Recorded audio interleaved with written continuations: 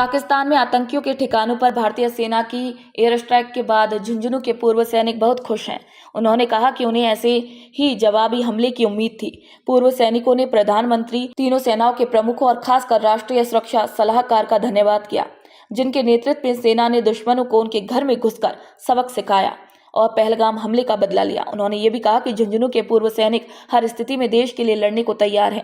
अगर जरूरत पड़ी तो बॉर्डर पर जाने के लिए झुंझुनू के हजारों पूर्व सैनिक एक आवाज पर तैयार हो जाएंगे। मिशन सिंदूर के तहत रात में जो एयर स्ट्राइक किया गया है, हम आभार व्यक्त करते हैं पूरे झुंझुनू के वीरों की तरफ से, माननीय प्रधानमंत्री जी का, माननीय तीनों सेनाओं के अध्यक्षों का, NSA साहब का, कि इन्होंने बहुत ही अच्छा काम किया है। और जनता के दिलों में आज बहुत खुशी है कि हमारे जो निहत थे, जो नागरिक मारे गए थे, उनको रात में उनके घर में घुस करके एयर स्ट्राइक करके बदला लिया गया है और उनके 9 ठिकानों को नेस्ताबूद किया गया है। इसके लिए झुंझुनू के वीर सैनिक हमेशा उनके साथ हैं और ये जिला वीरों का जिला है। झुंझुना जाता है, झुकना नहीं जानता। यहाँ पर इस जिले में 498 शहीद हैं और 60,000 पूर्व सैनिक हैं। और यहाँ के नागरिकों से भी हमारी अपील है कि इस घड़ी में हम लोग देश के साथ खड़े हों और कंधे से कंधा मिलाकर हमारे सैनिकों का हौसला अफजाई करें।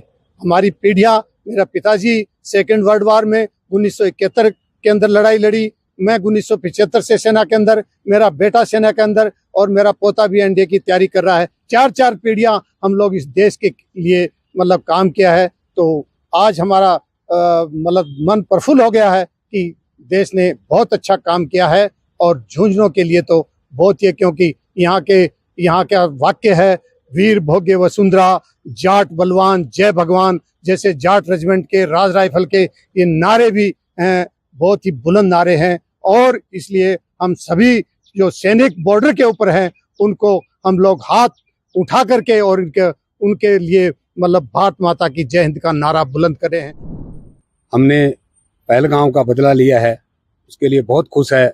सुबह से लेकर अभी तक फोनों पर चर्चाएं चल रही हैं और मैं तो धन्यवाद देना चाहता हूं हमारे प्रधानमंत्री जी को, नरेंद्र जी मोदी जी को, कि उन्होंने थोड़े समय के अंदर, हमें विश्वास था कि ऐसा होगा। और हमारे तीनों सेनाओं के जनरलों अध्यक्षों को धन्यवाद देना चाहता हूं, NSA साहब को धन्यवाद देना चाहता हूं।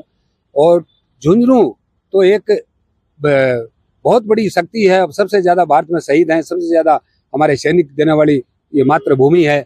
झुंझुनू कभी झुकता नहीं, झुंझुनू हमेशा अग्रणीय रहता है। हमारी सारी सेनाओं के अंदर, थल सेना, नेवी, एयरफोर्स, सबके अंदर सबसे ज्यादा झुंझुनू के जवान पाए जाते हैं।